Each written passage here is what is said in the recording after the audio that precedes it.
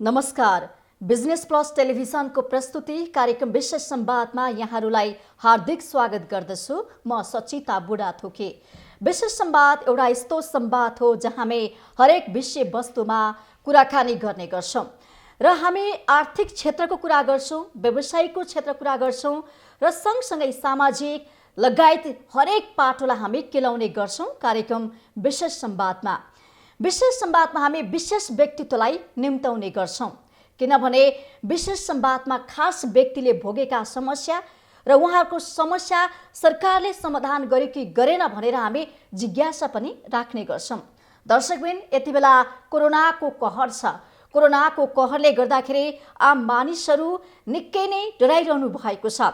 भयावह स्थिति दिन प्रतिदिन बढिरहेको छ। संक्रमितको संख्या, मृत्यु दर पनि बढिरहेको छ र सरकारले पनि यो परिस्थितिमा निषेधाज्ञा जारी गरेको छ। सबैलाई आफ्नो व्यापार व्यवसाय बन्द गरेर घरमा सुरक्षित भएर बस्नको लागि अनुरोध गरेको छ। जसको कारणले गर्दाखेरि यति बेला विभिन्न क्षेत्रमा आबद्ध व्यक्तित्वहरू घरमै बसिरहनु भएको छ। उहाँले आफ्नो होटलहरू, रेस्टुरेन्टहरू, क्लबहरू खोल्नु भएको छैन। उहाँले यति बेला सरकारको निर्देशन पालना गर्नु भएको छ। घरमा बसेर उहाँहरूले सरकारको पालना त गर्नु भएको छ, तर उहाँलाई दिनरात निन्द्रा लाग्दैन। यस अर्थमा निन्द्रा लाग्दैन कि उहाँहरूले धेरै लगानी गरेर, ऋण गरेर, लगानी गरेर व्यापार व्यवसाय सञ्चालन गर्नु भएको हुन्छ, तर व्यापार व्यवसाय उहाँले सोचे अनुसारको सञ्चालन त गर्नुहुन्छ, कहीँ कतै सरकारले व्यापार व्यवसायलाई सहज रूपमा सञ्चालन गर्न दिँदैन। त्यो समस्या त छँदैछ। त्यसमा पनि उहाँहरूको लगानी कोरोनाको कहरमा डुब्ने खतरा पनि उच्च देखिएको छ, जसले गर्दाखेरि धेरै अधिकांश व्यापारीहरू यो पेसा छोड्नुपर्ने सङ्कटमा पर्नु भएको छ भने कतिपय व्यापारीहरू अब कसरी बाँच्ने, यो पेसालाई कसरी जगाउने, कसरी संरक्षण गर्ने भनेर दिनरात सोचिरहनु भएको छ। व्यापार व्यवसायीहरू विभिन्न बहस छलफलमा जुटिरहनु भएको छ भने सरकारले दिने राहत भने आजको दिनसम्म हेर्ने भने कुनै पनि व्यापार व्यवसायीले पाएको छैन। व्यापारीहरू के भन्नुहुन्छ भने हामीले सरकारसँग सहुलियत ऋण देऊ भनेर मागिरहेका छौँ। पटक पटक सरकारको ढोका ढकढकाउँदा पनि सरकारले हाम्रो आवाज सुनिदिएन, जसले गर्दाखेरि हामी आजको दिनसम्म सङ्कटमा परेका छौँ, चिन्तामा छौँ। हामी रोगले भन्दा पनि भोगले मर्नुपर्ने अवस्था आएको छ भनेर उहाँहरूले गुनासो गरिरहनु भएको हो। दर्शकबिन, आज म काठमाडौँको निकै नै चहल पहल हुने ठाउँ दरबार मार्गको कुरा गर्दैछु। दरबार मार्ग भन्ने बित्तिकै काठमाडौँको मुटु भनेर हामीले चिन्ने गर्छौँ। आन्तरिक तथा बाह्य पर्यटक आउने जाने, घुम्ने, रमाउने, खाने र मान्छेले एउटा रमाइलो गर्ने ठाउँको रूपमा पनि हामी दरबार मार्गलाई लिने गर्छौँ। मान्छेले दिनरात काम गरेको हुन्छ, आरामको लागि, साथीभाइसँग भेटघाटको लागि, थकान मेट्नको लागि दरबार मार्ग जाने गर्छन्। कफीसँग चुस्की लगाउने गर्छन्, रमाइलो गीतमा नाच्ने गर्छन्। तर अहिलेको परिस्थिति हेर्ने हो भने सरकारले रात्रिकालीन व्यवसायलाई एउटा बेवास्ता गरेको, समान व्यवहार नगरेको, हामीलाई अरू व्यवसाय सञ्चालन गर्न दिएको तर हामीलाई सञ्चालन गर्न गरी खान नदिएको भनेर उहाँले करिब 2-3 महिना अगाडिदेखि पनि आवाज उठाउँदै आउनु भएको थियो। तर अहिले लकडाउन छ, त्यसले गर्दाखेरि दरबार मार्गका सबै क्लबहरू, लाउन्जहरू बन्दाबन्दीको अवस्थामा छन्। यति बेला दरबार मार्गका सञ्चालकहरू, किङ्स दरबार मार्गका सञ्चालक सिओ के गर्दै हुनुहुन्छ त? उहाँको दिनचर्या कसरी बितेको छ? उहाँहरू के गर्दै हुनुहुन्छ? अब कसरी चाहिँ यो व्यापार व्यवसायलाई बचाउने भनेर के सोच बनाउँदै हुनुहुन्छ त? आगामी रणनीति के छ त? यस विषयमा आज हामी विशेष संवाद गर्नेछौँ र संवादको लागि कोरोनाको कहर छ, हामीले स्टुडियोमा बोलाउने गर्थ्यौँ, तर अहिले हामीले स्वास्थ्य सुरक्षा मापदण्ड अपनाएर जुमबाट जोडिएका छौँ।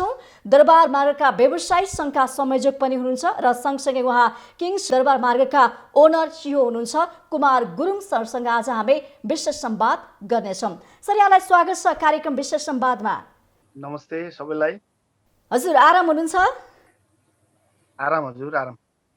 के छ अहिले दिनचर्याहरू? अहिले त अब सबै बन्दाबन्दीको अवस्थामा छ होइन? व्यापारहरू, व्यवसायहरू ठप्प नै छन्। कसरी दिनचर्या बितिरहेको छ यहाँको? यस्तो छ, अब अहिले हजुरको अब लाउन्जहरू क्लबहरू तपाईँको टुरिज्मसँग रिलेटेड जति पनि पेसा व्यवसाय मात्रै नभएर सबै तपाईँको अर्थव्यवस्थादेखि देश तपाईँको सबै चिज अहिले बन्दबन्दीको अवस्थामा छ होइन। अब त्यो हुँदाखेरिमा पनि तपाईँको कस्तो भने अब मैले पहिलोचोटिको लकडाउनलाई मैले अलिकति सम्झिन चाहेँ। तपाईँको अब पहिलोचोटिको तपाईँको फर्स्ट फेजमा पनि लकडाउन लास्ट इयर हामीले भोगिसकेका छौँ। लास्ट इयरमा पनि हामीले तपाईँको लगभग 8 महिना जति हामी लाउन्जदेखि तपाईँको क्लबदेखि यो जति पनि हस्पिटालिटी होटल रेस्टुरेन्ट टुरिज्मसँग रिलेटेड सबै हामीले 7-8 महिना बन्द गरेर बस्यौँ योभन्दा अगाडिको उसमा पनि लकडाउनमा पनि। र फेरि त्यो सँगसँगै अहिले तपाईँको सेकेन्ड फेज भनौँ अब सेकेन्ड भेरिएन्ट अहिले कोरोना चलिरहेको छ, लकडाउन भइरहेको छ। यो बेलामा कस्तो भने अहिले अब लकडाउन भइरहेको कारणले अब यो तपाईँको आक्रान्त छ दुनियाँ। अब नेपाल हाम्रो देश मात्रै नभएर संसार नै अब लकडाउनले अहिले तपाईँको एकदमै अप्ठ्यारो अवस्थामा छ। त्यसो भएको कारणले अब हामी पनि अब यो बेलामा तपाईँको घर बस्ने तपाईँको अब सरकारले लकडाउन भनेर तपाईँको सुरु गरिरहनु भएको छ, लकडाउन लगाइरहनु भएको छ होइन। त्यसलाई हामीले पनि अब मान्नु पर्यो। यो कस्तो भने यो तपाईँको लाइफसँग जोडिएको र तपाईँको हेल्थसँग जोडिएको कारणले गर्दा पनि हामीले अब यसलाई अब के कसो गर्ने भन्ने भन्दा पनि अब हामीले अहिलेको अवस्थामा त अब सरकारलाई सहयोग गर्नु पनि पर्छ। प्लस अब यो मानवतासँग जोडिएको ज्यानसँग जोडिएको भएको कारणले हामी अहिले बसिरहेछौँ। अब लगभग आज 18-20 दिन कति भए तपाईँको 16 गतेदेखि लकडाउन सुरु भएको छ। अब 13 गते अब के अरे जेठको 12 गतेसम्म त लकडाउन 2 हप्ता थपेर जेठको 12 गतेसम्म लकडाउन अब अहिलेको अवस्थामा लकडाउन भइरहेको छ र 12 गतेसम्म लकडाउन छ। त्यसपछि पनि अब लकडाउन त सायद अब अझै थपिँदै जान्छ होला, किनकि लास्ट इयर पनि हामीले 7-8 महिना त हामीले यो हाम्रो पेसा व्यवसाय सबै बन्द गरेर हामी कोरोनाको त्राईमा बाँचेकै हौँ होइन। त्यसो भएको अहिले चाहिँ हामी सबै पेसा व्यवसाय बन्द गरेर अब घरमा बस्ने फ्यामिली टाइम भनौँ यो यसलाई चाहिँ अब धेरै अर्थबाट हेर्न सकिन्छ कि अब अहिले अब फ्यामिली टाइम भनौँ। अब हामी पेसा व्यवसायी भएको कारणले अब सधैँ व्यस्त हुन्छौँ। अहिले आएर अब यो लकडाउन एउटा एक किसिमको टाइम जुरिया छ भनौँ फ्यामिलीसँग बस्ने पनि फ्यामिली टाइममै छौँ हजुर। अहिले भनेपछि परिवारको साथमा दिनहरू बिताइरहनु भएको छ। हजुर हजुर हजुर। अब यसरी भनौँ न लामो समयसम्म यो लकडाउन कहिलेसम्म जान्छ भन्ने निश्चित छैन, अनिश्चित छ। अब यो अवस्थामा त केही चिन्ता त लाग्ला नि त, अब के होला भन्ने त्यो अन्योलता। हजुरको अब अन्योलता त हाम्रो पेसा व्यवसाय अब लगभग सङ्कटमा छ। अब हाम्रो मात्रै नभएर तपाईँको धेरै पेसा व्यवसाय सङ्कट छ। त्यसमा पनि तपाईँको सबैभन्दा पीडित पेसा, सबैभन्दा तपाईँ इफेक्टेड पेसा यो टुरिज्मसँग रिलेटेड हस्पिटालिटीसँग रिलेटेड पेसा नै हो हाम्रो। जस्तो होटल रेस्टुरेन्ट लाउन्ज ट्राभल यो सबैभन्दा तपाईँको पीडित पेसामा पर्छ। त्यो भएको कारणले पनि हामी त्यसै खालको व्यवसाय भएको कारणले पनि पीडा त एकदमै छ। हेर्नुहोस् अब यो अहिलेको अवस्थामा अब कहिलेसम्म लकडाउन हुने हो यो के हो, अब यो अन्योलता त यतिकै छ। त्यो सँगसँगै फेरि हामीसँग त्यो अनुभव पनि के छ भने अब लास्ट इयर पनि हामीले लकडाउन तपाईँको 7-8 महिना हामीले व्यवसाय बन्द गरेर बस्यौँ। त्यतिखेर पनि तपाईँको अरू पेसा व्यवसाय तपाईँको जेठदेखि चैतको 9 गतेदेखि लकडाउन भएको थियो पोहोरको साल र तपाईँको 1.5-2 महिना पछि अरू पेसा व्यवसाय बिस्तारै खुल्न थालेको थियो। हाम्रो चाहिँ 8 महिना पछि मात्रै खुल्यो, त्यो पनि एउटा टाइम सेड्युल तोकेर। जस्तो 9 बजीपछि खोल्न पाइँदैन, 10 बजीपछि खोल्न पाइँदैन भन्ने खालको एउटा सेड्युल राखेर हामीले लास्ट इयर पनि खोल्यौँ। र त्यो के छ भने त्यो हामीसँग तितो अनुभव भएको कारणले अब यो तपाईँको कोरोनाको लकडाउन कहिले खुल्ने निश्चित छैन। त्यो सँगसँगै तपाईँको त्यो खुलिसकेपछि पनि हाम्रो पेसा चाहिँ कहिले खुल्ने हो भन्ने त्यो अन्यल त अझै थप छँदैछ। र अहिलेको स्थितिमा चाहिँ अब हाम्रो पेसा व्यवसाय भनेको अत्यन्तै सङ्कट अवस्थामा छ। अब यसमा तपाईँको यसलाई एउटा गभर्मेन्टको लेभलबाट भन्दा अरू उपायबाट यो अलिकति यसलाई सङ्कट टराउन सक्ने अवस्था छैन। जस्तो कि पहिलो लकडाउनमा पनि दरबारमार्गका धेरै व्यवसायीहरू अलपत्र अवस्थामा पर्नु भएको थियो। कतिपयले त यो पेसा नै छोड्ने अवस्थामा पुग्नु भएको थियो, सङ्कटकै अवस्था सिर्जना गर्यो नि। अब यो दोस्रो लकडाउनले पनि त गर्ला नि होइन र?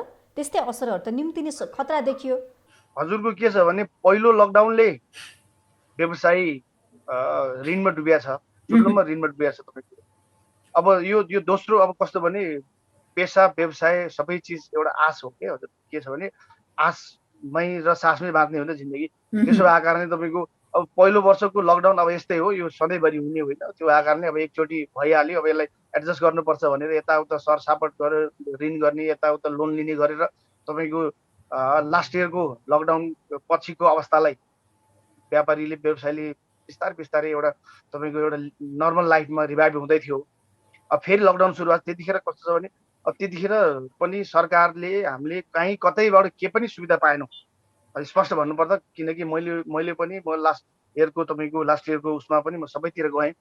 तपाईँको हामी पेसा व्यवसाय एउटा एउटा तपाईँको टिम भएरै गभर्मेन्टदेखि कस्तो पनि हाम्रो त हामी राज्यको अन्तर्गतको नागरिक भइसकेपछि हामी पेसा व्यवसाय भइसकेपछि हामीले जाने भनेको हाम्रो अभिभावक भनेको त सरकार हो। गभर्मेन्ट त हाम्रो अभिभावक भइसक्यो त हामीले त उहाँहरूलाई नि गाह्रो अप्ठ्यारो दुःख सुख पर्दा त उहाँहरूलाई नि गुहार्न जाने हो। त्यसो भएको कारणले हामी गयौँ, हामी लास्ट इयर पनि गयौँ, सबै ठाउँमा पुग्यौँ। त्यो भइसकेपछि सबैतिर गएर हाम्रो गुनासो हाम्रो समस्याहरू सबै राख्यौँ। राख्दाखेरि लास्ट इयरमा पनि अब हामीले मिडिया मार्फत सबै कुरा सुन्यौँ कि अब यो पेसा व्यवसायलाई सरकारले केही राहत दिन्छ, केही प्याकेजहरू ल्याउँदैछ। ती प्याकेजहरू आइसकेपछि चाहिँ पेसा व्यवसायलाई अलिकति भए पनि सङ्कटबाट टार्नलाई सहयोग हुन्छ है भन्ने खालको हामीले अब सुनेका थियौँ। तर हामी सबैतिर जाँदा आजित भएर के थाक्यो र के अनुभव गऱ्यौँ भने हामीले कहीँ कतै के पनि सपोर्ट पाएनौँ। राज्यको एउटा राज्यले तपाईँको दिने सुविधाको कुरामा, राज्यले गर्ने सपोर्टको कुरामा कहीँ कतै केही भएन। त्यसो भइसकेपछि अब यो पालि त हुन्छ भन्ने कस्तो भने लास्ट इयरको अनुभवले गर्दा यो पालि पनि हामीलाई सहयोग होला, सरकारबाट के होला भन्ने त हामीलाई आश छैन नै। किनकि अब यो लकडाउनको बेला छ र अहिले एकदम हताहतीको अवस्था पनि छ, मान्छे धेरै मरिरहेछ। किनकि अब यो बेलामा तपाईँ मानव सङ्कटको बेला छ, यो बेलामा ज्यान जोगाउने भन्दा अरू अवस्था अरू उपाय रहेन। त्यसो भएको कारणले अब लकडाउन कति समय जाने हो के हो यो हामी सबैजना हाम्रो पेसा व्यवसाय सङ्कटमा छँदैछ र एउटा तपाईँको एउटा ज्यानको पनि कसरी सुरक्षित भएर बाँच्ने, कसरी जोगिने, कसरी जोगाउने भन्ने पनि एउटा एकदम अप्ठ्यारो अवस्था छ। त्यसो भएको कारणले अब लास्ट इयरको अनुभवलाई हेर्दाखेरिमा चाहिँ मैले के भन्छु भने अब हजुरको लास्ट इयरमा 7-8 महिना बन्द भयो हाम्रो पेसा, 4-5 महिनाभन्दा बेसी खुल्न पाएन। त्यसमा पनि लगभग 2 महिना जति त हजुरको एउटा टाइम सेड्युल तोकिदिनु भएको थियो सरकारले, यति बजीभन्दा पछि खोल्न नपाइने। कस्तो भने अब सरकारले पनि अब कसरी प्लानिङ गर्नुभएको थियो के थियो, अब त्यो 9-10 बजेभन्दा बेसी टाइम खोल्न नदिने भन्ने खालको एउटा सेड्युल बनाएर हामीलाई लगभग 2 महिना 3 महिनाभन्दा हामीले खोल्न पाएनौँ। हामीले लास्ट इयरको लकडाउनलाई तपाईँको कोरोनाको तपाईँको यो समस्यालाई टार्नलाई लोन लिएका छौँ। कतिले तपाईँको अहिलेसम्म घर भाडा तिर्न सक्ने अवस्था छैन, तिर्न सकेको छैन, तिर्नुला कमाएर तिर्नुला भनेर घरबेटीसँग एउटा कमिटमेन्ट गराएको छ। अब फेरि बन्द भइसक्यो, अब त घरबेटीले पनि त फेरि अब त्यसो नगर्ला। त्यो भइसकेपछि हामी जाने कता, हाम्रो पेसा व्यवसायलाई कता गएर गुहार्ने, सरकारलाई भनेपछि गुहार्ने यस्ता समस्याहरू अहिले तपाईँहरूमा उत्पन्न भएको छ होइन? यो समस्या कारणले गर्दाखेरि कतिपय व्यवसायीहरूमा मानसिक तनाव भएको, सुसाइड गरेको, डिप्रेसनमा गएको यस्तो कुराहरू पनि आइरहेका छन् नि। के छ दरबार मार्गको कुरा गर्ने हो भने व्यवसायको अवस्था चाहिँ के छ? हजुरको यस्तो छ, अब दरबारको कस्तो नि समग्र राज्य अन्तर्राष्ट्रिय राज्य सबैतिर यो पेसा व्यवसाय अहिलेको बेलामा सबैलाई उत्तिकै गाह्रो छ। त्यसमा पनि नेपालको कन्टेक्स्टमा र नेपालको पनि तपाईँको ठमेल न्युरोड दरबारहरूको कुरा गर्नुपर्दा विशेष गरी हामी दरबार व्यवसायी भएको कारणले हाम्रो दरबार कुरा गर्नुपर्दा के छ भने दरबार यसैमा पनि महँगो ठाउँ, रेन्ट पनि महँगो छ। त्यहाँ सबै हिसाबले त्यहाँ तपाईँको भाडादेखि सबै चिज अपरेसन कस्ट एकदम हाई छ। त्यो भइसकेपछि तपाईँको कति पेसा व्यवसायीले त हाम्रो साथीहरूले पनि कति पेसा व्यवसाय बन्द गरिसक्नु र कति चाहिँ तपाईँको एउटा एकदम हिडिक अवस्थामा छ। कति पेसा व्यवसाय तपाईँको 1 वर्षमा 2 महिना 3 महिना पेसा व्यवसाय चलाएर 1 वर्ष धान्ने खालको पेसा व्यवसाय यो दुनियाँमा कहीँ पनि छैन। त्यो भएको कारणले हामीले 8 महिना 9 महिना त खोल्न पाएनौँ। त्यसपछि पनि टाइम सेड्युलको हिसाबले गर्दा 2 महिना 3 महिनाभन्दा हामीले चलाउनु पाएनौँ। 3-4 महिनापछि एक खालको अलिकति नर्मल होला कि भन्ने एउटा माहौल बन्दै गएको थियो। त्यसपछि फेरि कोरोना सुरु भयो, लकडाउन सुरु भएको छ। त्यसो भएको दरबारको अब लकडाउन खुल्दै गर्दा दरबार मात्रै होइन देशकै पेसा व्यवसायहरू 50% चाहिँ सस्टेन हुन नसक्ने अवस्था छ।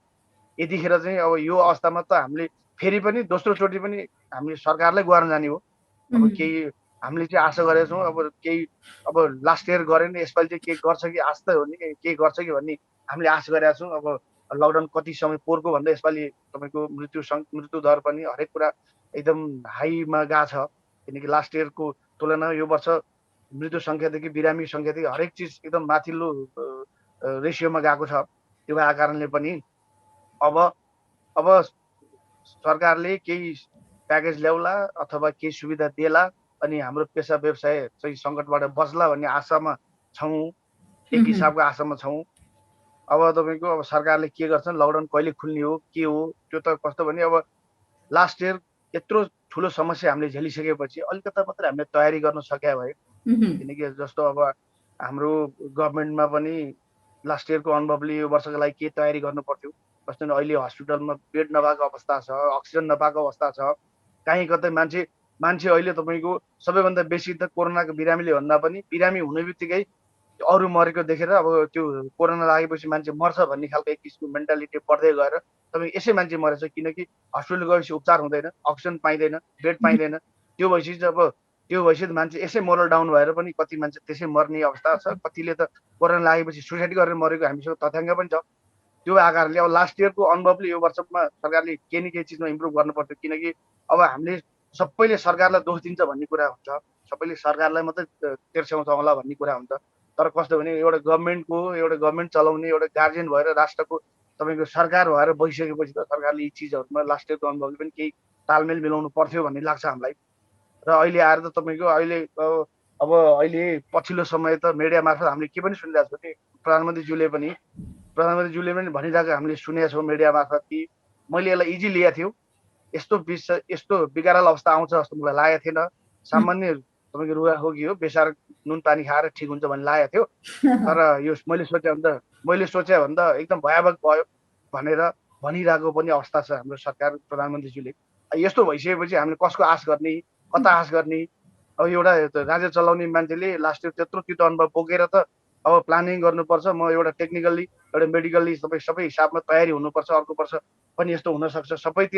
सबैतिर हजुरको युरोपदेखि सर्दै आइपुग्यो नेपालमा यो सेकेन्ड भेरिएन्ट पनि, तपाईँको सेकेन्ड वेभ पनि। अब अहिले यो अवस्था अन्त लागेको 1 महिनापछि नेपाल आउँदै गर्दा तयारी भन्ने जेरो छ। त्यो भएपछि तपाईँको एउटा ज्यान जोगाउनलाई त सरकारले कुनै तयारी गर्न सक्दैन, पेसा व्यवसाय त जोगाउनलाई सरकारले के प्लान गर्ला र। त्यसमा त कति व्यवसायीहरू सङ्क्रमित भएका छन् कि छैन? दरबार मार्गका व्यवसायीहरू के छ? हजुरको पेसा व्यवसाय धेरै सङ्क्रमित छन्। हाम्रो धेरै साथीहरू बितिसक्नु भएको छ, बिति पनि सक्नुभयो कति साथीहरू यो पेसाका साथीहरू होइन। त्यसो भएको कारणले अब तपाईँको कस्तो भने यो वर्षको अवस्थामा चाहिँ अहिलेको अवस्थामा चाहिँ पेसा व्यवसाय जस्तो हाम्रो पनि एउटा समूह छ, एउटा तपाईँको हाम्रो पनि पेसा व्यवसायको एउटा टिम छ, एउटा ग्रुप छ, मेसेन्जर भाइबर सोसियल मिडियामा एउटा ग्रुप छ। हामीहरू पनि साथीहरू सबैले एकअर्काले भनिरहेको हुन्छ, कति साथीभाइहरू हाम्रो 5-7 जना जति यो तपाईँको हस्पिटालिटी फिल्डको यो लाउन्ज रेस्टुरेन्ट होटेल चलाउने साथीहरू पनि बितिसक्नु भएको छ कोरोनाले नै। त्यसो भएको कारणले पनि हामी अलिकता सजग भएर लास्ट इयर भन्दा यसपालि अलि बेसी नै सजग छौँ हामी पनि, किनकि अवस्था पनि त्यस्तै छ। तपाईँ व्यवसाय सङ्घको संयोजक पनि हुनुहुन्छ होइन? त्यो हिसाबले चाहिँ जनचेतना व्यवसायलाई कस्तो खालको आश्वासनहरू सुझावहरू तपाईँ दिइरहनु भएको छ? यो परिस्थितिमा तपाईँ ह्यान्डल गर्नु पर्यो होइन? कतिपय त अब आफूलाई सम्हाल्न नसक्ने अवस्थामा पुगिसक्नु भएको स्थिति हो नि त। तपाईँले चाहिँ कसरी चाहिँ परामर्श गरिरहनु भएको छ? अनि यस्तो छ, यसमा के छ भने हजुरको अब पेसा व्यवसाय भन्दा ठुलो चाहिँ ज्यान हो, परिवार हो। तपाईँको जीव ज्यान भन्दा ठुलो संसारमा दुनियाँ के पनि रहन सक्दैन। त्यसो भएको कारणले अब मैले पनि हाम्रो कस्तो भने बेसी नै कुरा भइरहेको हुन्छ साथीहरूसँग। र म एउटा संयोजक हिसाबले पनि साथीहरूले धेरै नै मलाई तपाईँको कन्सल्ट गरिरहनु भएको हुन्छ, के गर्ने कसो गर्ने, के भइरहेछ, गभर्मेन्टमा कस्तो खालको सल्लाह सुझाव प्लानिङ, सरकारको प्लानिङ के छ कस्तो, साथीहरूले सबैले सोधिरहनुहुन्छ। र त्यसमा हाम्रो कुरा धेरै भइरहेको हुन्छ। धेरै साथीभाइ बितिसक्नु पनि भएको छ यो कोरोना कारणले। त्यसो भएको कारणले अब यो बेला भनेको मैले मेरो पेसा व्यवसाय हामी यो देशको व्यावसायिक हिसाब मात्रै नभएर सम्पूर्ण दाजुभाइ दिदीबहिनी नेपाली आम नागरिकलाई मेरो रिक्वेस्ट, अनुरोध भनौँ अथवा आह्वान भनौँ, आग्रह भनौँ, यो बेला भनेको चाहिँ तपाईँ हामी बाँच्ने हो, ज्यान जोगाउने हो। यो बेलामा तपाईँको हामी पोजिटिभ भएर बस्ने हो। किनकि एउटा उखान छ तपाईँको तुषारमा टिक्न सकेको रुखले मात्रै तपाईँको पालो फेर्छ भन्छ नि। हामी बाँच्यौँ भने मात्रै हाम्रो पेसा रहने हो, हाम्रो जिन्दगी रहने हो, हाम्रो समाज, हाम्रो संसार, हाम्रो देश रहने हो। त्यसो भएको कारणले मैले सबै साथीभाइलाई त्यो पोजिटिभ भएर बस्ने हो, यो बेलामा पोजिटिभ भएर बस्ने, आफ्नो सर्कललाई पोजिटिभ मेसेज दिने हो। किनकि हाम्रोमा धेरै मान्छे डिप्रेसन भएको कारण कस्तो भने न्युज हेर्छ, त्यो हेर्छ, यतिजना बिरामी, यतिजना मर्यो, सिलिन्डर नपाएर मर्यो, अक्सिजन नपाएर मर्यो, तपाईँको बेड नपाएर मर्यो भन्ने जति पनि तपाईँको न्युजमा आइरहन्छ, त्यो देखेपछि मान्छेको एक किसिमको तपाईँको डिमोरलाइज हुन्छ, किनकि मोरल डाउन हुन्छ।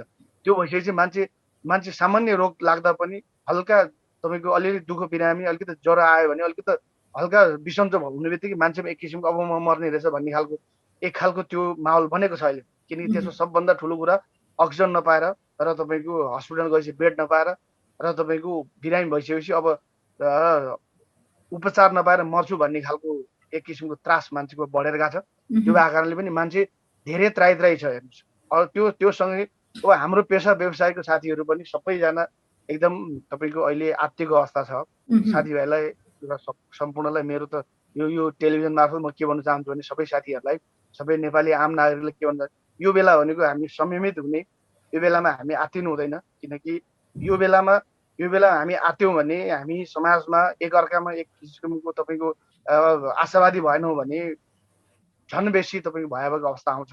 किनकि यो कोरोना सधैँभरि यो फ्लू हो, यो त्यस्तो बिना तपाईँको यो संसार योभन्दा अगाडिको 100 वर्ष अगाडि यो तपाईँको इतिहासमा पनि धेरैचोटि यस्ता फ्लूहरू आएको छ, हजारौँ लाखौँ मान्छे मरेको छ, नमरेको होइन, हामीसँग तथ्याङ्क छ होइन। त्यो भएको कारणले पनि हामीले यो बेलामा यो हाम्रो मानव इतिहासमा धेरैचोटि हुँदै आएको यो तपाईँको समस्या हो, यो भाइरल हो, यस्तो खालको रोग डिजिजहरू धेरै आएको छ। त्यो कारणले यो पनि सधैँभरि यसरी रहँदैन, केही समय लाग्ला, तपाईँको यो पनि अब बिस्तारै यो हट्छ। त्यो भएको कारणले यो बेलामा हामी पोजिटिभ भएर बस्ने, पोजिटिभ माइन्ड लिएर बस्ने, आफ्नो समाज, आफ्नो परिवार, आफ्नो तपाईँको जतिसँग आफू टचअपमा हुन्छ त्यो सबैलाई एउटा पोजिटिभ मेसेज दिएर बाँच्नुपर्छ। त्यो बेला हामी सबैजना पोजिटिभ भएर रहनुपर्छ भन्ने मेरो सुझाव साथीहरूलाई नि मेरो यो सुझाव छ। साथीहरूलाई यसरी हाम्रो कुरा हुन्छ। त्यो भएको कारणले अब यो बेलामा अहिले अब एक त अब सरकारले भ्याक्सिनको पनि व्यवस्था हुँदैछ, भ्याक्सिन पनि लगाइरहेको छन्। कस्तो भने भ्याक्सिन भन्दा अरू दोस्रो उपाय, घरमा बस्ने भन्दा दोस्रो उपाय पनि रहेन। त्यो भएको कारणले पनि अब भ्याक्सिन पनि अब लगाउँदै जानुपर्छ सबैले। त्यसपछि तपाईँको यो केही समय हामीले अलिकति अवस्था सामान्य नहुन्जेलसम्म हामीले तपाईँको आफ्नो जीवन, आफ्नो परिवार, आफ्नो समाजलाई बचाउनको लागि पनि हामी घरभित्र बसिदिनुपर्छ। यो बेलामा चाहिँ अलिकति रचनात्मक, परिवारमा अलिकति हेरविचार गर्ने, खानपानमा अलिक विशेष ध्यान दिने होइन, सकारात्मक कुराहरू सोच्ने, त्यो हिसाबले पनि आत्मबल कसरी बढाउने भन्ने कुरा चाहिँ गर्नु पर्यो। यो बेला भनेको पोजिटिभ भएर बस्ने बेला हो। किनकि यो दुनियाँमा सबैभन्दा ठुलो औषधि भनेको एउटा आफ्नो मन हो र तपाईँको आफूले आफूलाई तपाईँको केही हुँदैन, यो सामान्य हो भनेर लिँदा सामान्य हुन्छ र यसलाई एकदम जटिल भनेर सोच्दा तपाईँको धेरै मान्छे त्यो जटिल सोच्दै ती मान्छे त्यसै डिप्रेसन हुन्छ। त्यसो भएको कारणले यो दुनियाँमा सबभन्दा ठुलो कुरा मन, आफ्नो दिमाग हो। त्यो दिमाग र मनलाई जहिले पनि पोजिटिभ राख्नुपर्छ। त्यो भइसकेपछि म जित्न सक्छु यो कोरोनालाई होइन भनेर त्यो हिसाबले सोच्नु पर्यो के। मसँग त्यो आँट, त्यो साहस, त्यो क्षमता छ भनेर हामीले कसरी आफ्नो प्रतिस्पर्धा, त्यो क्षमता हुन्छ नि रोगसँग लड्न सक्ने, त्यसलाई चाहिँ विकास गर्नु पर्यो। विशेष गरी खानपिनमा चाहिँ हामीले खानु पर्यो नि घरमा बस्दाखेरि त होइन, त्यसले पनि धेरै सहयोग पुर्याउँछ नि त। यो बेला एक किसिमको यो बेला फ्यामिलीसँग हामी त पेसा व्यवसायमा हामी व्यस्त रहन्छौँ, परिवारसँग पनि बसेर कति चिजहरू यो राम्रै पनि कुरा छ, परिवारसँग बस्न पाउँछ। यो अवसर पनि भयो तपाईँहरूको लागि परिवारलाई बुझ्ने। हजुर, परिवारसँग, बच्चाहरूसँग, फ्यामिलीसँग बस्ने। तपाईँको अब यो बेलामा चाहिँ अलिकति घरमा बसिसकेपछि अलिकति फिजिकल फिटनेस पनि गर्नु पर्यो, व्यायाम गर्नु पर्यो, त्यसपछि पोजिटिभ सोच राख्नु पर्यो। तपाईँको नेगेटिभ म्यासेजहरू तपाईँको खालि यो कोरोना सम्बन्धी न्युजहरूलाई पनि बेसी फलो गर्नु भएन। किनकि तपाईँको यो चिज देखिरहँदाखेरि मान्छेमा एक किसिमको त्यो मेन्टालिटी तपाईँको त्यतातिर डाइभर्ट हुन्छ र मान्छेलाई झनै असर गर्छ। यो भएको कारणले यो बेलामा भनेको संयमित हुने, सबैलाई पोजिटिभ एउटा मोटिभेसन दिने, पोजिटिभ भएर बाँच्ने, सबैलाई पोजिटिभ म्यासेज दिने भन्दा अरू केही उपाय छैन। किनकि प्रुफ भइसकेको छ यसको औषधि केही छैन। औषधि भनेको सिटामल हो। त्यसो भनेर त यो मेडिकल उसले WHO देखि सबैले त्यसो भनेर त्यो भइसकेपछि त यसको औषधि भनेर त आफूलाई स्ट्रङ राख्ने, आफूलाई पोजिटिभ राख्ने भन्दा अरू औषधि छैन। त्यसो भएको कारणले पनि यो बेलामा चाहिँ हामी अलिकति पोजिटिभ भएर एउटा फ्यामिली, समाजलाई पोजिटिभ म्यासेज दिएर बाँच्नुपर्छ भन्ने लाग्छ हजुर। हाम्रो जस्तो पहिलेको लकडाउनमा तपाईँहरूलाई घरबेटीहरूले भाडा मागेको होइन, यावत समस्याहरू बिजुलीको कुराहरू कर्मचारीहरूको रोजगार गुमेको त्यो कुराहरू समस्याहरू थियो। यो छ नि दोस्रो चरणमा त्यस्तो खालको समस्या छ कि छैन? टचरहरू दिने, भाडा माग्ने त्यस्तो कुराहरू आएको छ कि छैन?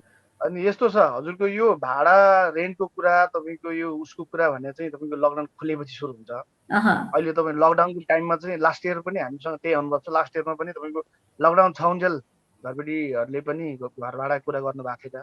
जस्तो लकडाउन अब खुल्न लाग्यो है, अब सामान्य हुँदैछ भन्ने अवस्था आएपछि उहाँहरूको पनि अब आफ्नो समस्या हुन्छ घरबेटीहरूको पनि। कतिको घरबेटीहरूको उहाँहरूको कमाइ नै घर भाडै हुन्छ। त्यसो भएको कारणले अब उहाँहरूको त्यो अधिकारको कुरा हो, उहाँहरूले पनि गर्नुहुन्छ। उहाँहरूले माग्नु बिस्तारै खुल्दै नर्मल हुँदै गएपछि उहाँहरूले भाडाको कुरा बढाउँदै लानुहुन्छ। अहिले चाहिँ अब अहिलेको केही अवस्थामा चाहिँ छुटको भाडाको कुरा व्यवस्था त्यस्तो मिनाहा हुन्छ नि, छुटको व्यवस्थाहरू तपाईँ संयोजक भएको हिसाबले एउटा व्यवसायलाई सजिलो होस् भनेर त्यस्तो केही गर्न सक्नुहुन्छ? केही होइन। योजना छ? लास्ट इयरको अनुभव हाम्रो के छ भने लास्ट इयर हामीले कोरोनाले 6-7 महिना 7-8 महिना बन्द भइसकेपछि हामीले घरबेटीहरूसँग एक किसिमको समन्वय गऱ्यौँ। अनि उहाँहरूसँग पनि अब कस्तो भने हामीले अनुरोध गर्ने हो, उहाँको प्राइभेट प्रपर्टी हो, प्राइभेट प्रपर्टी भइसकेपछि हामीले दिनै पर्छ उ गर्नुपर्छ भन्ने हाम्रो पनि राइट्सको कुरा हुन्छ। हामीले भनेको उहाँहरूसँग रिक्वेस्ट गर्ने हो, यस्तो यस्तो अवस्था छ, एउटा मानवता हिसाबमा पनि पेसा व्यवसाय अब हामी हजुरको घर उसमा कम्पाउन्डमा हाम्रो हजुरको उसमा बसेर प्रपर्टीमा बसेर हाम्रो बिजनेस गरिसकेपछि हामी पनि बाँच्न नसक्ने अवस्था आउँदा हाम्रो गार्जियन भने तपाईँले सकेको हेल्प गर्नुपर्छ भन्ने हाम्रो रिक्वेस्ट रहने हो। रिक्वेस्ट गरे हो लास्ट इयर पनि। त्यति गर्दा कोही कोही घरबेटीले 3-4 महिनाकोसम्म छुट पनि दिएका छन्, नदिएको होइन। दिने घरबेटीहरूलाई नि हाम्रो एकदमै सम्मान छ। उहाँहरूले एउटा मानवताको हिसाबले एउटा पेसा व्यवसायलाई व्यापार यो बेलामा यस्तो अवस्था आयो, यस्तो सङ्कट आयो, यो कसैले चाहेर आएको होइन। यो बेलामा चाहिँ हामीले सहयोग गर्नुपर्छ भन्ने खालको घरबेटीहरूको मात्रा पनि उल्लेख्य देखियो लास्ट इयर। र कति घरबेटीले 1 मिनटको एक दिनको पनि भाडा छुट नदिएको पनि हामीसँग रेकर्ड छ तपाईँको छ। यो बेलामा कस्तो भने हामीले घरबेटीहरूसँग रिक्वेस्ट गर्ने भन्दा अरू हामीसँग के पनि अप्सन पनि छैन, अधिकार पनि छैन। त्यसो भएको कारणले हामीले लास्ट इयर गर्दाखेरिमा लगभग तपाईँको 30% 40% जति घरबेटीले 3 महिना 4 महिनासम्म छुट दिनुभएको छ। तपाईँको 50% जतिले 1 महिनाको छुट दिनुभएको छ र 20% जति घरबेटीले त 1 महिनाको पनि छुट पनि दिनुभएको छैन। उहाँहरूको पनि आफ्नै बाध्यता होला, आफ्नो समस्या होला। तर यो कुरा चाहिँ तपाईँको हामीले घरबेटीहरूसँग रिक्वेस्ट सँगसँगै हामीले राज्यसँग गुहार्ने कुरा हो। मैले जानेर मैले बुझेअनुसार राज्यसँग गुहार्ने, राज्यलाई हामीले यत्रो कर तिरेछौँ, राज्यमा हामीले स्वरोजगार बन्नुपर्छ, राज्यको तपाईँको एउटा नारासँग चाहिँ हामीले आफै देशमा बसेर व्यापार व्यवसाय गरेका छौँ भनिसकेपछि हामीले राज्यलाई माग्ने कुरा, राज्यसँग अनुरोध गर्ने कुरा र राज्यसँग चाहिँ हामीले भन्ने अधिकार पनि छ। किनकि हामी राज्यमै बसेर आफ्नै देशमा स्वरोजगार बनेर कति तपाईँको अरब तपाईँको खाडी मुलुकमा गएर पेसा व्यवसाय गर्ने मान्छेलाई आफ्नै परिवारसँग बसेर रोजगार दिने काम गरेका छौँ। हामीले राज्यलाई कर तिरेका छौँ। त्यसो भइसकेपछि हामीले राज्यसँग चाहिँ माग्ने भन्ने अधिकार छ। घरबेटीसँग हामीले रिक्वेस्ट गर्ने हो, किनकि उहाँको प्राइभेट प्रपर्टी हो। उहाँले पनि सरकारलाई कर दिनु, कि त सरकारले उहाँहरूलाई पनि त छुट दिनु पर्यो। के सुविधा दिन सकिन्छ त्यो दिनु पर्यो, एउटा प्याकेज ल्याउनु पर्यो, त्यो पनि पाउने गरी प्याकेज ल्याउनु पर्यो। खालि एउटा तपाईँको उसमा एउटा दस्तावेज बन्ने हिसाबको मात्रै प्याकेज ल्याएर भएन। त्यो भएको कारणले हामीले घरबेटीको हकमा चाहिँ लास्ट इयर पनि हामीले गरे हो। कति घरबेटी दिनु पनि भएको छ, कति घरबेटीले दिनु भएको छैन, त्यो उहाँहरूको आफ्नो आफ्नो समस्या होला। यसपालि पनि अब तपाईँको अब कहिले हुन्छ, 1 महिना 2 महिना 4 महिना 6 महिना, एक दिन त तपाईँको यो भाइरल न हो, यो जिन्दगीभर त यस्तो हुँदैन। 1-2 महिना 2-4 महिना पछि त्यो नर्मल होला। त्यसपछि घरबेटी भनेपछि सरकारले दिने राहत चाहिँ तपाईँहरूले आश गर्नुभएको थियो सरकारसँग केही राहत देला, केही प्याकेज ल्याउला भन्ने, त सरकारबाट चाहिँ केही पाउनु भएन है? त्यही गुनासो छ अहिले पनि तपाईँहरूको? हजुरको सरकारसँगको कुरामा चाहिँ के छ भने हामीले लास्ट इयर पनि हामी सरकारको हरेक संयन्त्र कहाँ पुग्यौँ। हजुर, किनकि तपाईँको त्यही त होइन, लास्ट इयर पनि हामीले हरेक तपाईँको सरकारी संयन्त्र कहाँ पुगेर हार गुहार दुनियाँ गऱ्यौँ हामी एउटा तपाईँको संस्थागत भएर। त्यसो पनि कस्तो भयो भने हामीले लास्ट इयरको अनुभव के छ भने हामी सबै संयन्त्र चार्दै गर्दा यताबाट उता भनेर सबै संयन्त्र चार्दै गर्दाखेरिमा राज्य चाहिँ कतै पनि जिम्मेवार भएको देखिएन हेर्नुहोस् है। किनकि मैले यो तपाईँ मार्फत पनि के भन्न चाहन्छु है, लास्ट इयरमा पनि हामी सबैभन्दा पीडित परेका हौँ र हामीले सबै हिसाबले रिक्वेस्ट गर्दा पनि कति सरकारले प्याकेज ल्याए, तपाईँको राहत व्यवसायलाई राहत गर्यो, यो दिन्छु त्यो दिन्छु, घरबाट छुट गराउँछु, दुनियाँ सरकारले बोले त्यहाँ बसेर। तर त्यो के पनि पाएको 1% पनि पाएको, ब्याङ्कबाट सहुलियत के अरे लोन दिन्छु भन्ने खालकोसम्म कुरा सुन्यो, तर हामीले अहिलेसम्म पाएको छैनौँ। र पाएको साथीहरूबाट पनि पाएको जानकारी आएको छैन। त्यसो भएको कारणले अब सरकारसँगको आशा त अब लास्ट इयरको आधारमा हेर्दा त त्यति बेसी आशावादी छैन। र तैपनि अब यो कस्तो हुन्छ नि, लास्ट इयर दिएन भने यसपालि चाहिँ दिँदैन भन्ने कुरा पनि होइन।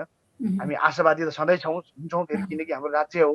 हाम्रो राज्यसँग हाम्रो नागरिकको अधिकार, नागरिकको एउटा जिम्मेवार र त्यो नागरिकको राज्यसँग जहिले पनि आशा हुन्छ।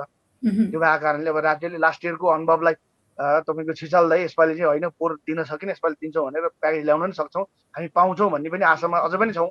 त्यही त व्यवसायहरू रोगले भन्दा पनि भोगले मर्न थाले भनेर आतिएको हो कि जस्तो पनि देखिया छ के यो हो? रोजगार गुम्यो कतिपय त अब तपाईँको किङ्समा पनि धेरैले रोजगार पाएका थिए, उनीहरू पनि अब रोजगार छोड्नुपर्ने अवस्थामा पुग्नुभयो होला। अहिले लास्ट इयरको अनुभवमा पनि के छ भने हामीसँग पनि ठुलै सङ्ख्यामा अब भाइ बहिनीहरू थिए, तपाईँको स्टाफहरू।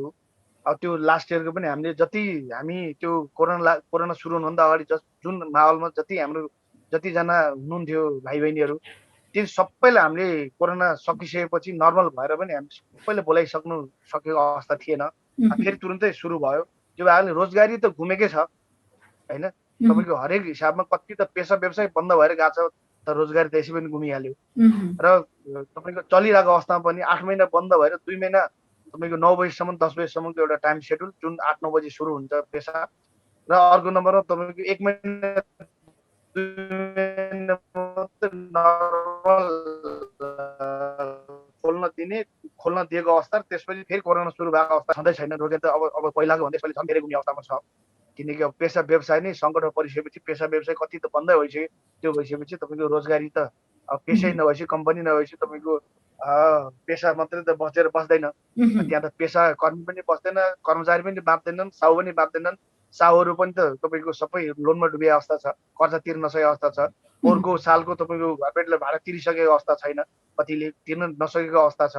त्यसपछि राज्यबाट केही राहत आउला र त्यसले ऊ गरौँला, तिर्नुपर्ने लोनहरू तिरौँला भन्ने आशामा थिए साथीहरू, व्यवसायी साथीहरू हामी सबै त्यसरी थियौँ। त्यो पनि अब त्यो कतैबाट त्यो अवस्था पनि रहेन। त्यो भएको कारणले अबको अवस्था भयावह रहन्छ। किनकि अझै तपाईँको अहिलेसम्मको आँकडा हेर्दा अझै 2-4 महिना, 1-2 महिना 3 महिना चाहिँ लकडाउन जाने खालको अवस्था देखिन्छ। त्यो भएको कारणले पनि अब अलिक गाह्रै छ हजुर। भनेपछि कोरोनाले गर्दाखेरि अस्तव्यस्त बनाएको छ है जनजीवन? हजुर, एकदम अस्तव्यस्त छ। अब यो किङ्सको कुरा गरौँ, यो पनि एकदमै चर्चित ठाउँमा थियो, चलेको थियो होइन। अहिले कोरोनाले गर्दाखेरि बन्द गर्नु परेको अवस्था छ। यो कसरी चाहिँ सञ्चालित छ, यसको विशेषताहरू के छन्, सेवा सुविधाहरू, यो प्रश्न पारिदिनुहोस् न, के छ? यस्तो छ तपाईँको, अब मैले आफ्नै पेसा, आफ्नै व्यवसाय, आफ्नै किङ्सको कुरा गर्नुपर्दा के छ भने किङ्स एउटा कम्प्लिट फ्यामिली लाउन्ज हो होइन। अब किङ्समा तपाईँको लगभग धेरै यो नाइट लाइफ र तपाईँको रेस्टुरेन्ट, होटल, हस्पिटालिटीसँग जति पनि मान्छे रम्नुहुन्छ उहाँहरू धेरैले त भिजिट पनि गरिसक्नु भएको छ। किङ्स एउटा कम्प्लिटली फ्यामिली लाउन्ज हो। हामी तपाईँको एउटा स्पोर्ट्ससँग, तपाईँको एउटा म्युजिकसँग, एउटा फुडसँग सबैलाई कम्बिनेसन गरेर एउटा फ्यामिली इन्भाइरोमेन्टमा, एकदम हेल्दी इन्भाइरोमेन्टमा चलाइरहेको लाउन्ज हो। त्यसपछि अब कोरोना हामी 3 वर्षको अवधिमा छौँ किङ्स। त्योभन्दा अगाडि हाम्रो अरू पेसा थियो, अर्कै लाउन्ज थियो हाम्रो। त्यसपछि 3 वर्षको अवधिमा छ। त्यहाँबाट अब 2 वर्ष 2.5 वर्ष भएपछि लकडाउन सुरु भयो, कोरोना सुरु भयो। अब अहिले अब 3-4 महिना बन्द, 3-4 महिना खोलेपछि फेरि बन्द, अहिले बन्दै छ। र अब हाम्रो कर्मचारी, हाम्रो भाइ बहिनीहरू पनि सबै अहिले गाउँतिर घरतिर नै छन् सबैजना। लगानी चाहिँ कति गर्नुभएको थियो तपाईँले यो किङ्समा? अहिले किङ्समा यस्तो छ तपाईँको, किङ्समा हाम्रो लगानी ठुलै हो, लगानी धेरै नै छ हाम्रो अरूको तुलनामा। दरमारमा हामीले तपाईँको ठ्याक्कै राउन्ड फिगरमा भन्दा पनि हामीले अरूको तुलनामा दरमारमा हाम्रो लगानी अरूको भन्दा अलिक बेसी नै बढी नै छ। अलिक फरक पनि छ है, विशेषताहरू पनि यसमा र हामीले तपाईँको कस्तो भने एउटा मात्रै तपाईँ क्याटेगोरीलाई फोकस गरे हुन्छ अरूले साथीहरूले। हामीले चाहिँ तपाईँ स्पोर्ट्सदेखि, लाइभ म्युजिकदेखि, तपाईँको फुडदेखि, एउटा फ्यामिली इन्भाइरोमेन्टदेखि सबैलाई कम्बाइन गर्न खोज्दाखेरिमा हाम्रो लागत चाहिँ अलिक लगानी चाहिँ अलिकति अरूको तुलनामा अलिक बढी नै छ। अब अन्त्यमा छौँ, अन्त्यमा के भन्न चाहनुहुन्छ तपाईँ? अब अहिले अन्तिममा म के भन्न चाहन्छु भने सम्पूर्ण पेसा व्यवसाय मात्रै नभएर सम्पूर्ण यो मानव जातिलाई नै अहिले सङ्कटको घडीमा छौँ हामी। त्यसो भएको कारणले हाम्रो पेसा व्यवसाय भन्दा अझै माथि हाम्रो जीवज्यान, हाम्रो परिवार, हाम्रो तपाईँको मानव जीवनको कुरा छ। त्यसो भएको कारणले अहिलेको अवस्थामा हामी चाहिँ हाम्रो समाज, हाम्रो परिवार, यो परिवारसँग अब बस्ने समय पनि हो यो। त्यसो भएको कारणले अब यो बेलामा हामी एउटा समाज, परिवार सबैतिर एक किसिमको पोजिटिभ मेसेज दिने हिसाबले हामी बाँच्नुपर्छ। हामी सबैले सबैलाई एउटा पोजिटिभ हिसाबमा यो बेलामा सकेको सहयोग कस्तो भने म चाहिँ हजुरको एउटा सामाजिक उसमा पनि छु, जस्तो लायन्स रोटरीहरूमा पनि म आबद्ध छु। त्यसो भएको कारणले हामीले अक्सिजन प्लान्टहरू, तपाईँको हेल्थसँग रिलेटेड सामग्रीहरू सकेसम्मको हामीले उपलब्ध गराउन सक्नेसम्मको गराइ पनि रहेछौँ। हामीले कति हस्पिटलमा खानाको पनि व्यवस्था गरिरहेछौँ हाम्रो सामाजिक तपाईँको संस्था मार्फत। त्यसो भएको कारणले यो बेला भनेको तपाईँको मानव सङ्कटको बेला हो। यो बेलामा हामी आफ्नो परिवार, आफ्नो नजिकको आफ्नो पेसा व्यवसायी साथीहरूलाई सबैलाई पोजिटिभ भएर बस्नुपर्छ, पोजिटिभ रहनुपर्छ। किनकि अब सबभन्दा पहिला हामी जोगिनुपर्छ, त्यसपछि हामी पेसा व्यवसाय गरौँला। त्यो भन्न चाहन्छु। र अर्को कुरा के पनि जोड्न चाहेँ भने मैले अब गभर्मेन्टले पनि यो बेलामा तपाईँको लास्ट इयर यस्तो भयो, योपालि यस्तो भयो भन्ने एउटा बहानाबाजीले मात्रै चल्दैन। किनकि तपाईँको पेसा व्यवसाय सङ्कटमा पर्दै जाँदाखेरिमा राज्यको तपाईँको संरचना, राज्यको तपाईँको अर्थतन्त्र पनि सङ्कटमा पर्छ। किनकि तपाईँको पेसा व्यवसाय नबच्दै गर्दा कसले तिर्छ कर, कसरी चल्छ संरचना, कसरी चल्छ तपाईँको राज्यको ऊहरू विभिन्न तहहरू। त्यसो भएको कारणले अब सरकारले पनि यो बेलामा तपाईँको मैले त यस्तो आकलन गरेका थिएँ, यस्तो भएन, यस्तो पो भयो भन्ने खालको अड्कलबाजी, यस्तो खालको तपाईँको यो किंवदन्ती जस्तो कुरा गरेर बसेर हुँदैन। सरकारले पनि यो बेलामा आफ्नो नागरिक कसरी बचाउने, तपाईँको नागरिक अहिले अक्सिजन नपाएर मान्छे तपाईँको दिनदिनै न्युज आइरहेछ, दिनदिनै हस्पिटलमा तपाईँको बेड नपाएर मान्छे मर्ने अवस्था छ, अक्सिजन नपाएर। यो बेलामा हो सरकारले सबै चिज गर्न सक्दैन, किनकि आज तपाईँको 1 लाख बिरामीलाई उपचार दिन सक्ने कुनै तपाईँको देशको क्षमता छ भने आज 5 लाख बिरामी भएको छ। त्यो भएको कारणले पनि सरकारले सबै चिज गर्न सक्ने होइन, गर्न सक्दैन, तर मिनिमम त गर्नु पर्यो नि। लास्ट इयरको अनुभवले, लास्ट इयरको उसले तपाईँको होइन पोहोरको सालको हेर्दा र अहिलेको अवस्था हेर्दा त्यस्तो लागेको थिएन। अब जस्तो भनिरहनु भएको थियो अस्ति भर्खरसम्म पनि हामीले पनि न्युजमा हेरेका थियौँ। गभर्मेन्टबाट तपाईँ प्रधानमन्त्री पिएमज्यूले भन्नुभएको थियो कि मलाई यस्तो लागेको थिएन, यस्तो भयो, मलाई त यति सिरियस हुन्छ जस्तो लागेको थिएन। त्यस्तो अड्कलबाजी तपाईँको राज्य चलाउने मान्छे त्यस्तो अड्कलबाजी कुरा गर्दैन के। यस्तो कुरामा अब सरकारले पनि तपाईँको यस्तो कुरामा अलिक गम्भीर हुनु पर्यो सरकार, होइन त? सरकार गम्भीर हुनु पर्यो, नागरिकले पनि नागरिकको हकमा हामी पेसा व्यवसाय भन्दा नि सबभन्दा पहिला हामी मानव हो, हामी नागरिक हो। सामाजिक प्राणीको हैसियतले हामीले आफ्नो टोल छिमेक, हाम्रो समाज कसरी, हाम्रो नजिकको हाम्रो नागरिकलाई कसरी बचाउन सकिन्छ भन्ने यो बेलामा तपाईँको मानवताको एउटा व्यवहार पनि देखाउनुपर्छ सबैले। किनकि के सक्छ, के सकिन्छ, तपाईँको केही सकेन भने पनि मान्छेलाई होइन यस्तो होइन, यो सधैँभरि यस्तो रहँदैन, हामी छिटै ठिक हुन्छौँ भन्ने खालको पोजिटिभ मोटिभेसनल तपाईँको एउटा पोजिटिभ भाइब्स पनि दिनु पर्यो समाजमा है। त्यो भएको कारणले तपाईँको राज्यले गर्नुपर्ने राज्यको दायित्व त अत्यन्तै धेरै हुन्छ। त्यो गम्भीर हुनुपर्छ राज्य। किनकि यो बेलामा कस्तो भने हामीले सबै हाम्रो नेपालीहरू सबैले राज्यलाई नै कुरा गर्ने, राज्यलाई नै तपाईँको कम्प्लेन गर्ने, अब्जेक्सन गर्ने भन्ने छ। तर राज्यलाई नगरेर कसलाई गर्ने? किनकि हामी पेसा व्यवसाय त ल अहिलेको मानव सङ्कट बेला पेसा व्यवसाय त ल यो बेलामा पेसा व्यवसाय कुरा भन्दा ठुलो कुरा तपाईँको मानव जातिको कुरा छ।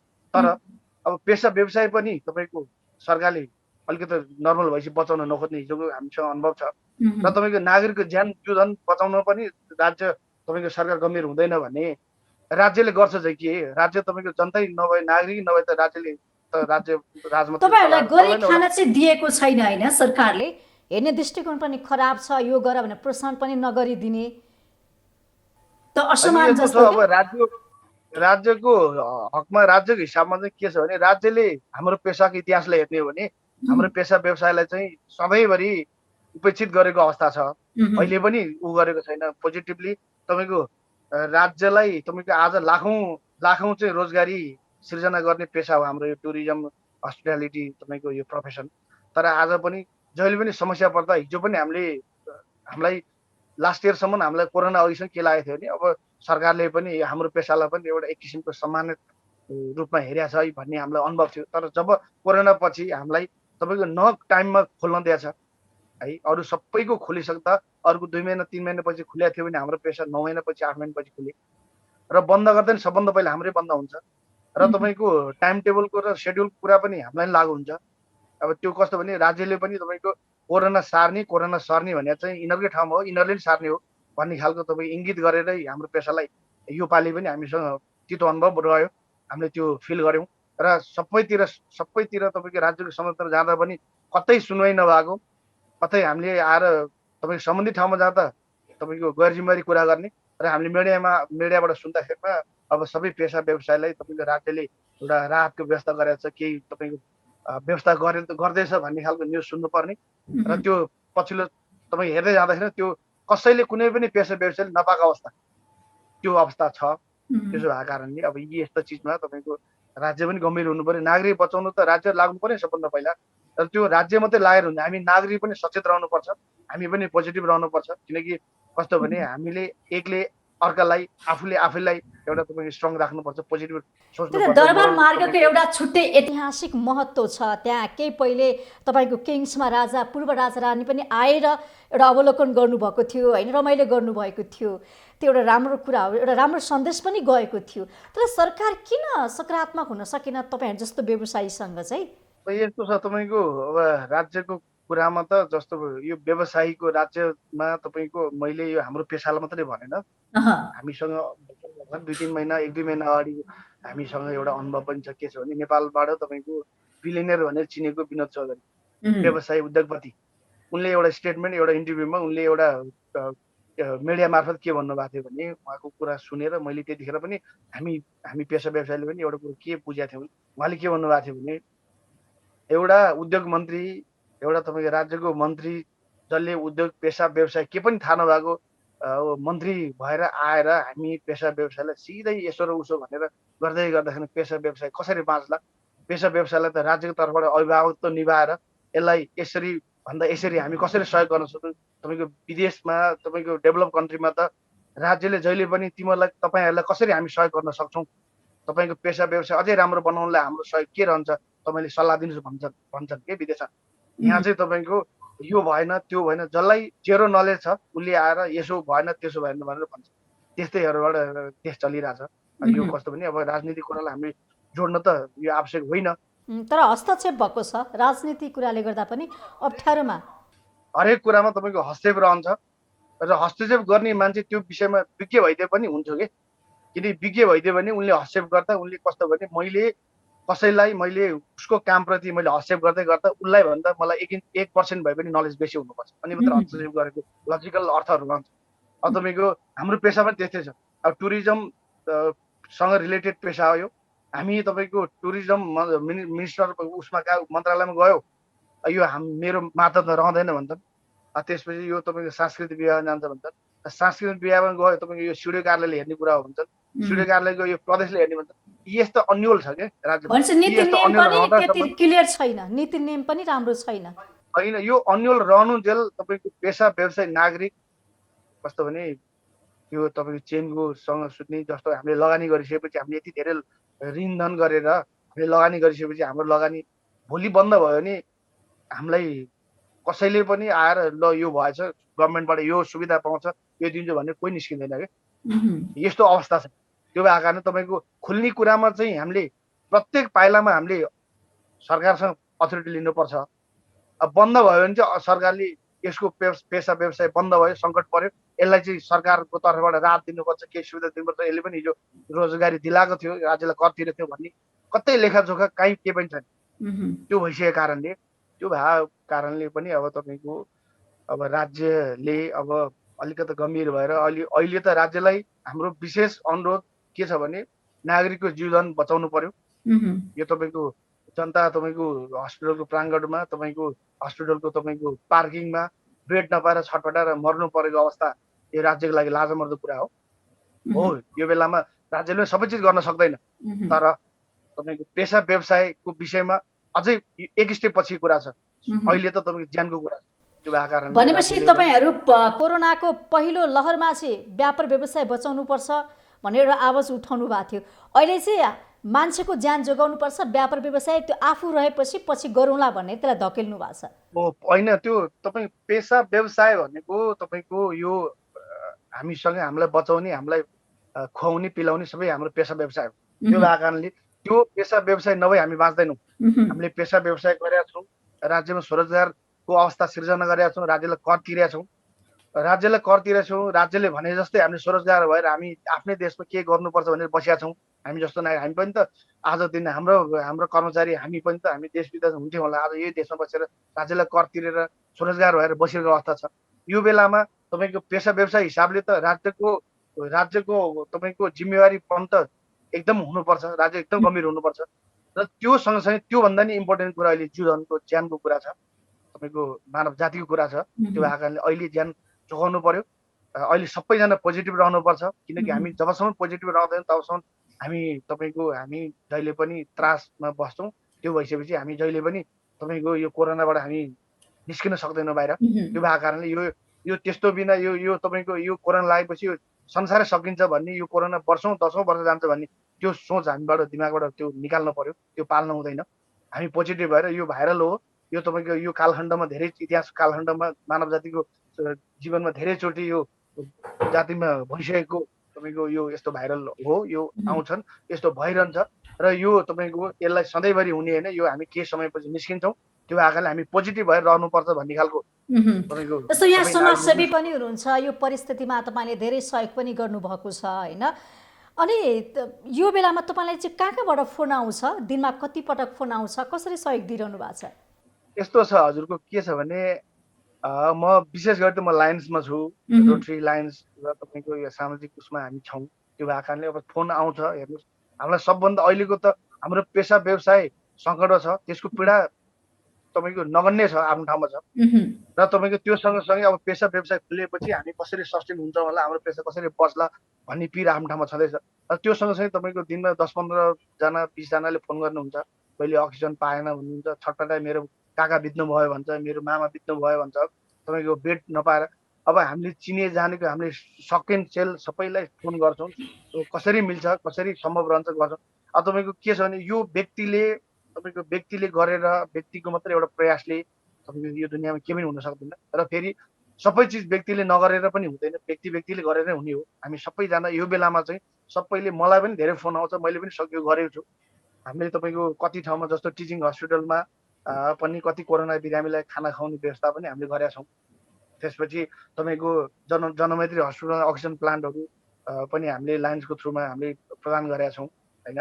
त्यसपछि तपाईँको धेरै हामीले सकेको हस्पिटलहरूमा पनि चिनेको डक्टरहरू, चिनेको हस्पिटलहरूलाई सकेको रिक्वेस्ट गरेर लो के छ, कसरी सम्भव हुन्छ भनेर गरेका छौँ। यो तपाईँको यो बेलामा सबैलाई मेरो अनुरोध के हो भने, यो बेलामा तपाईँको हामीले आफ्नो हिसाबले के गर्न सकिन्छ गर्नुपर्छ। किनकि तपाईँको कसले के गर्यो भन्ने भन्दा पनि आफूले के गर्न सक्छौँ, हामी नागरिकको हैसियतले हामी तपाईँको एउटा पढे लेखेको, एउटा तपाईँको सबै बुझेको एउटा व्यवसाय सबैले तपाईँको यिनीहरू हामीमाथि धेरैले आश गर्छन्। धेरैले तपाईँको हामीलाई यिनीहरूले केही गर्छ भन्ने आश लागेर नै मलाई मेरो काका बित्न लाग्यो अक्सिजन दियो, मेरो बुवा बित्न लाग्यो मलाई अक्सिजन मिलाइदियो भनेर आशा गरेर मान्छेले फोन गर्ने हो। त्यो भएको कारणले मैले पनि सकेको गरेको छु र सबैलाई मेरो अनुरोध पनि के छ भने आफूले सकेको सबैले गरौँ। यदि सकेन भने पनि तपाईँको आफ्नो समाज, आफ्नो परिवार, आफ्नो नजिकहरूलाई एउटा पोजिटिभ म्यासेज त हामी दिन सक्छौँ नि। अरू केही गर्न नसके पनि हामी तपाईँ पोजिटिभ भएर होइन यस्तो होइन, तपाईँ सधैँभरि नेगेटिभ कुरालाई मात्रै हामीले प्रमोट गऱ्यौँ भने हामी यसै पनि तपाईँको त्यसै झन् कमजोर हुँदै जान्छौँ। त्यो भएको कारणले अहिले चाहिँ हामी सबैलाई, समाज, आफ्नो परिवार, आफ्नो जति पनि ऊ छ नागरिकलाई तपाईँको पोजिटिभ भएर पोजिटिभ म्यासेज दिएर बाँच्नुपर्छ। छिट्टै हामी यो तपाईँको यो रोगसँग लडेर जितेर हामी छिट्टै निस्किनुपर्छ। हामी आफ्नो पेसा व्यवसाय फर्किनुपर्छ। पेसा व्यवसाय फर्किसकेपछि सरकारले एक किसिमको प्याकेज ल्याउँछ। सरकारले हामीलाई हाम्रो पेसा व्यवसायलाई मात्रै बचाएर भने नागरिकलाई पनि बचाउनु पर्ने त्यतिकै तपाईँको जिम्मेवारी छ राज्यको। राज्यले तपाईँको नागरिक, पेसा व्यवसाय हरेक तहको मान्छेलाई, हरेक तहको जनतालाई बचाउनलाई सरकारले बेलामा सोच्छ, गम्भीर रहन्छ र सरकारले एउटा प्याकेज ल्याएर सबैलाई राहत दिलाउँछ भन्ने आश म गर्न चाहन्छु। र यो सरकारलाई पनि यो अनुरोध पनि गर्न चाहन्छु र नागरिकलाई पनि सबै नागरिकलाई पनि सचेत रहेर पोजिटिभ भएर बाँच्न। अब तपाईँको सुरक्षित भएर बस्न, आफ्नो परिवारसँग सुरक्षित भएर बस्न तपाईँको भ्याक्सिन लगाइरहेछ। भ्याक्सिन पनि कमसेकम भ्याक्सिन लगाइसकेपछि हाम्रो एउटा कन्फिडेन्ट बिल्डअप हुन्छ। अब मैले भ्याक्सिन लगाएको छु, मलाई केही हुँदैन भन्ने खालको त्यो खालको कन्फिडेन्ट बिल्डअप हुने भएको कारणले पनि भ्याक्सिन पनि लगाउनलाई म सबैलाई अनुरोध गर्छु र सबै सचेत भएर रहनुपर्छ, सबै पोजिटिभ भएर रहनुपर्छ भन्ने लाग्छ। हस्, समय र संवादको लागि यहाँलाई धेरै धेरै धन्यवाद। हस् हस् हजुर, हस्, थ्याङ्क यू। हस्। हजुर, उहाँ हुनुहुन्थ्यो किङ्स लाउन्ज दरबार मार्गका सञ्चालक तथा दरबार मार्ग व्यवसाय सङ्घका संयोजक कुमार गुरुङ। उहाँसँग व्यापार व्यवसाय त छँदैछ र सँगसँगै व्यापार व्यवसाय बन्दाबन्दी भइसकेपछि व्यवसायहरू के गर्दैछन् र उहाँहरूको दिनचर्या कसरी बितेको छ भनेर हामीले कुराकानी गरेका थियौँ। कार्यक्रम विशेष संवादबाट म सचिता पनि बिदा हुन्छु। बिजनेस प्लस टेलिभिजन HD हेर्दै गर्नुहोला। नमस्ते।